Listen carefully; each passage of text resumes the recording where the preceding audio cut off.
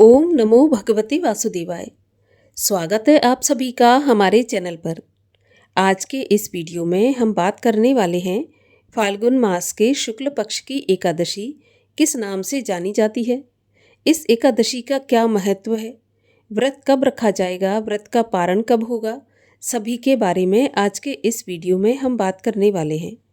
तो वीडियो को अंत तक अवश्य देखिए और अगर वीडियो आपको पसंद आता है, जानकारी आपके लिए उपयोगी हो तो औरों को भी शेयर करिए। साथ ही साथ इसी प्रकार की जानकारियाँ प्राप्त करने के लिए अगर पहली बार चैनल पर आए हैं तो चैनल को भी सब्सक्राइब कर लीजिए। तो चलिए अब शुरू करते हैं आज का वीडियो। तो देखिए, फाल्गुन मास के शुक्ल पक्ष की एकादशी आमल की या फिर रंग भरी एकादशी के नाम से जानी जाती है। आमल की एकादशी या रंग भरी एकादशी और इसलिए महत्वपूर्ण है क्योंकि इसी दिन ऐसा माना जाता है कि भगवान शिव विवाह के बाद पहली बार माता पार्वती के साथ काशी गए थे और उनका स्वागत रंग गुलाल के साथ खूब धूमधाम से किया गया था और ऐसा माना जाता है कि तभी से रंगों की होली की शुरुआत भी हुई थी। और इसलिए और महत्वपूर्ण है क्योंकि ये आमल की एकादशी है और आमल की एकादशी अर्थात आंवले की एकादशी। आंवला भगवान श्री हरि विष्णु को अत्यंत प्रिय है। मान्यताओं के अनुसार एक बार भगवान विष्णु के मुख से थूक की एक बूंद गिरी और पृथ्वी पर आंवले के वृक्ष के रूप में उत्पन्न हुई। तो आंवले के वृक्ष को भगवान विष्णु का ही स्वरूप माना जाता है। इस दिन आंवले का ही भोग लगाना चाहिए, आंवले के वृक्ष का पूजन करना चाहिए, आंवले का दान करना चाहिए, हो सके तो आंवले का दीपक बनाकर भी जलाना चाहिए।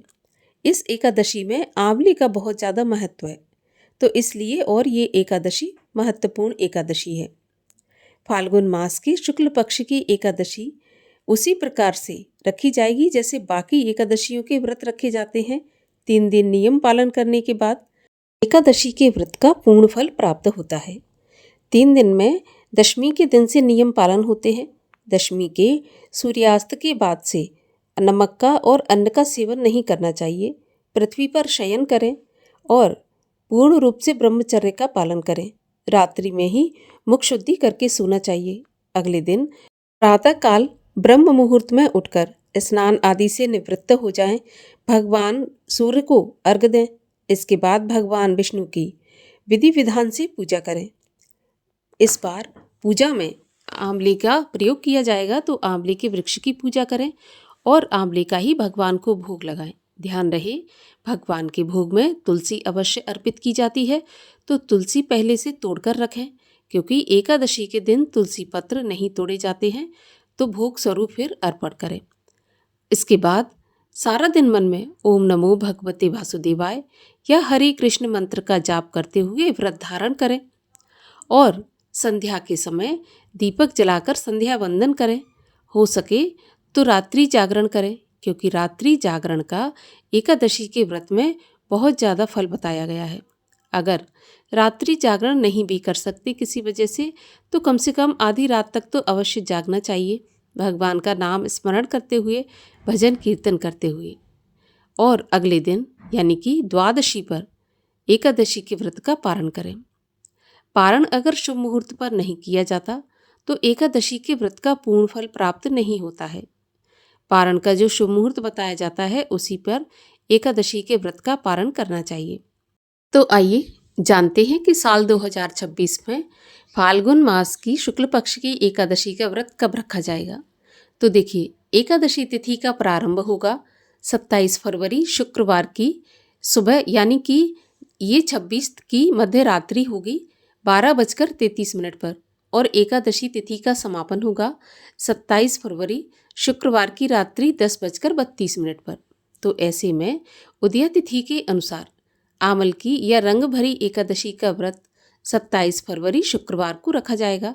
इसी दिन सभी वैष्णवजन और गृहस्थजन एकादशी के व्रत का पालन करेंगे। आमल की एकादशी व्रत पारण का अर्थात व्रत खोलने का समय होगा 28 फरवरी शनिवार की सुबह 6:47 से 9:06 तक। इसी समय पर व्रत का पारण करना चाहिए। राहु काल का समय होगा 27 फरवरी शुक्रवार की सुबह 10:30 बजे से 12 बजे तक और 28 फरवरी शनिवार की सुबह 9 बजे से 10:30 बजे तक। राहु काल के समय की गणना अशुभ समय में होती है, तो इस समय पर कोई भी शुभ काम या मांगलिक काम नहीं करना चाहिए, कोई भी नया काम शुरू नहीं करना चाहिए। एकादशी व्रत का पारण तुलसी दल से, गंगा जल मिश्रित जल से, दूध से या फिर अगर आपका कोई व्रत नहीं है तो शुद्ध एवं सात्विक भोजन से भी एकादशी व्रत का पारण किया जा सकता है। तो ये थी आमल की एकादशी व्रत से जुड़ी जानकारी।